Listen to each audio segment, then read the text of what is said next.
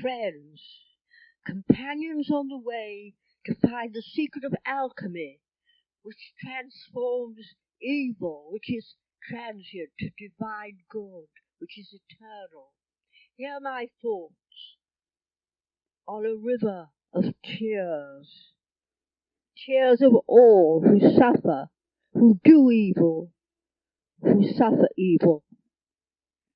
Suffering people, suffering animals. Communion with deities and angels are most convincing when these come unexpectedly, even against one's set ideas, and bring one new understanding of both sorrow and joy. This happened to me with enduring consequences in Arizona in 1997, when FOI members drove me round the magnificent red rocks of Sedona. My interest was in extraterrestrial visitors and the unspoilt magnificence of nature. Hence, I resented the rock revered by Native Americans as the eagle, being demoted by European settlers to the coffee pot. Was there no respect for an ancient mythic heritage? But what particularly illustrated this criticism was the impertinent intrusion of a Christian chapel, actually carved with a winding stone stairway leading to it.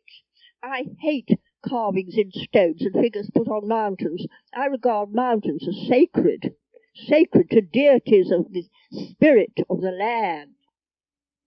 But I have always objected to heads of presidents being carved into rocks, though this is curious. I respected similar figures of the pharaohs of Egypt, Ramesses II being hewed in the same way in Egypt.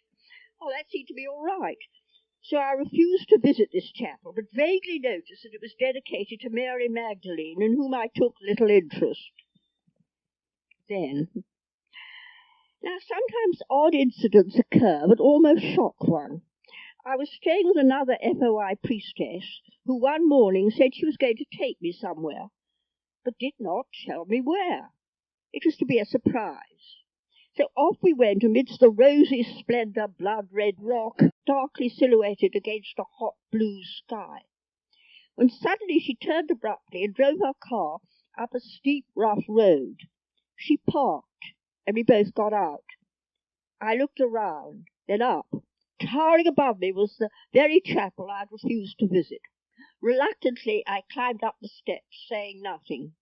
We entered the small chapel in the rock face, with just a few people seated before a main altar, obviously Catholic.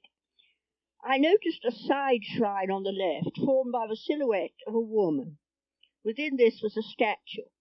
Out of respect for the goddess, I approached it, intending to give a short prayer and then leave. I went on my knees. Something happened. Something that I had never before experienced. Suddenly I was totally submerged in a river of body-shaking tears. I could not control this, though I tried to do so. I was weeping for all the cruelty and sufferings of the world, including my own loss of my brother.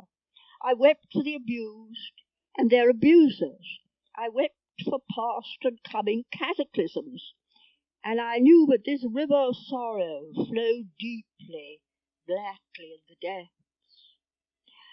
But still aware of my own faith in self-discipline and good behaviour, I decided on leaving this conspicuous place and joined others on a pew. This did not help at all. I was racked by sobs. Friends on either side banged me on the back, and this, their kindness, made it worse. I sobbed the more. Finally, as if by its own exhausted momentum, my stream of tears ceased. I muttered some sort of apology, but the priestess of Isis who brought me there said, "This was a surprise. These are the tears of Mary Magdalene, weeping for the world." So this gives an idea of what is the substratum of our own sorrowful planet. Those who laugh bury their tears, and those who weep forget to laugh.